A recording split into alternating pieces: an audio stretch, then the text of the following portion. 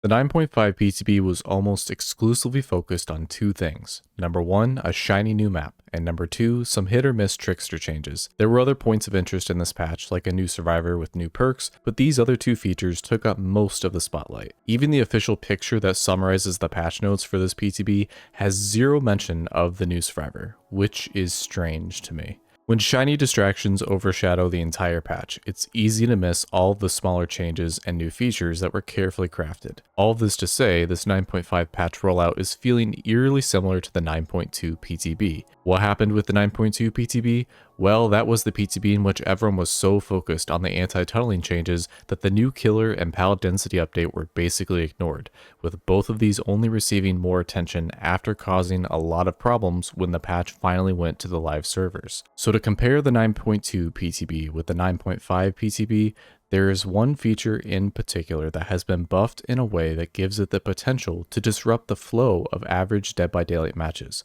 with the feature I'm referring to being the Elusive status effect. Coincidentally, the Elusive status effect was first introduced in the PTB for patch 9.2, but it never made it to the live servers because it was attached to the majorly controversial anti-tunneling changes. However, just like any proposed feature that doesn't initially pass through to the live servers, this status effect was bound to be repackaged in some way in a later patch, otherwise it would be work that has gone to waste. In a previous video, I dived into the sunk cost fallacy issue and how it relates to PTBs, and I'll provide a link on the screen and in the description for reference. So feel free to check out that video first if you're interested in a deeper explanation on what I'm referring to there. With that being said though, when it comes to the Elusive status effect, I fully believe that this feature was planned well in advance of the 9.2 PTB, so much so that it was originally created for new perks before it ever ended up being tied to the now defunct anti-tunneling changes. It was just a matter of unfortunate timing that Elusive was first introduced during the 9.2 PTB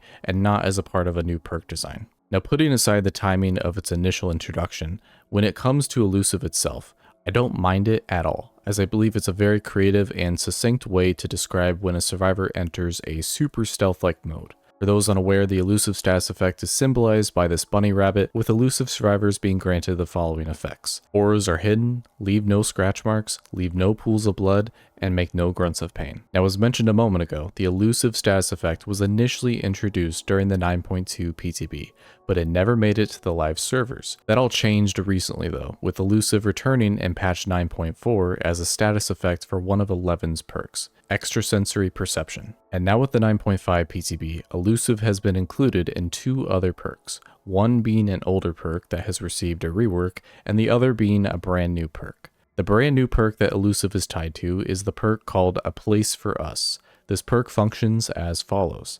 When healing another survivor, you both gain Elusive. Whenever you finish healing the obsession, they gain Elusive for 30 seconds. When the trial starts, you are less likely to be the obsession. The old perk that Elusive has been added to is Self-Preservation. Self-Preservation received a rework this patch, with the perk now functioning as follows. When another survivor is hooked, you gain Elusive for 30 seconds. So when you add it all up, a whopping 3 survivor perks now grant Elusive in some way. This may not sound like a lot at first glance, however I strongly suspect that Elusive will start impacting matches very soon. Additionally, I believe this is just the start of a potential avalanche of new ways for survivors to be granted super stealth randomly during matches. Of the 3 perks that currently grant Elusive, Self-Preservation is the perk that I believe will truly allow the Elusive status effect to become powerful for survivors, while also leaving killers understandably frustrated. To be fair, this perk only activates when other survivors are hooked, so depending on the killer and their playstyle, as well as the type of teammates you have, this perk could either activate a lot or not at all. But based on how average DBD matches tend to play out, it's fairly safe to assume that Self-Preservation will activate at least a few times. So what exactly is the danger with a perk like Self-Preservation granting Elusive to survivors every time another survivor is hooked? The main danger I think it presents is something I call spontaneous stealth, which essentially means bestowing a form of super stealth in a random fashion to survivors without much thought or direct input by the survivors themselves. When I think of survivors who are playing stealthy or actively stealthing in some way, there's usually some way to try and find them as a killer. Whether it be through aura reading perks, paying close attention to the audio for breathing or grunts of pain, looking at the ground for scratch marks and blood, or by simply checking common hiding spots. In short, there's typically at least one method that will work when trying to locate stealthy survivors. But now if a survivor who's using self-preservation gets their perk activated, they are granted 30 seconds of 0 aura reading, 0 scratch marks, 0 grunts of pain, and 0 pools of blood. 30 seconds is enough time to completely upend the momentum a killer has just gained after hooking a survivor, and all it takes is for one or more survivors to use this perk to give the killer next to no info on where to go next. A survivor will not only be able to hide from the killer much more easily, but they can also still play aggressively when running around the map, all without leaving a trace. A scenario I can see happening the most is having a survivor with self-preservation run in for unhooks, as the killer will have a near impossible time intercepting a survivor they cannot track. So unless a killer stumbles into the survivor by complete accident, there's not many tools available to the killer for finding them. In addition to this, having other survivors constantly get elusive from self-preservation may also indirectly cause tunneling to increase. If killers have a difficult time finding survivors that were not recently hooked, the killer will be forced to go back to the hook and chase the survivor that is easier to locate and thus the most in danger.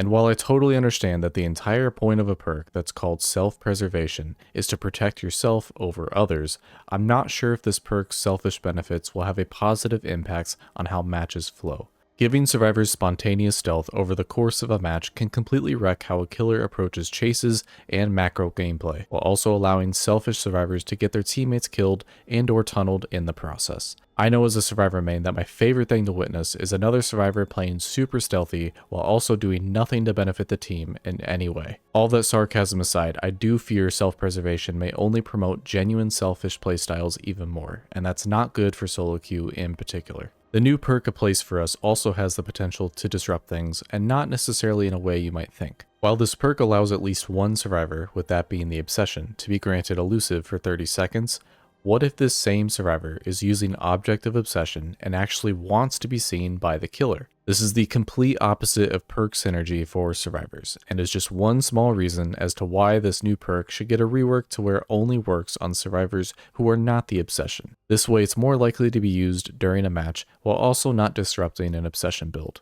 Now I should mention that Elusive is not completely uncounterable. Survivors can be elusive and still scream, for example, so perks like Infectious Fright are still viable in the right circumstances. And to be clear, Elusive is not a problematic status effect. It's merely the implementation of it that potentially allows it to be quite strong and or disruptive. Because of this, I also will not be surprised if Elusive starts popping up as a complaint in the near future. There's a list of other perks that grant parts and pieces of what Elusive provides, and these other perks already provide small disruptions. So I have to imagine that more perks granting spontaneous super stealth will only make these disruptions increase. And I'm sure more perks with elusive benefits are on the horizon as well, whether that be through brand new perks or reworks.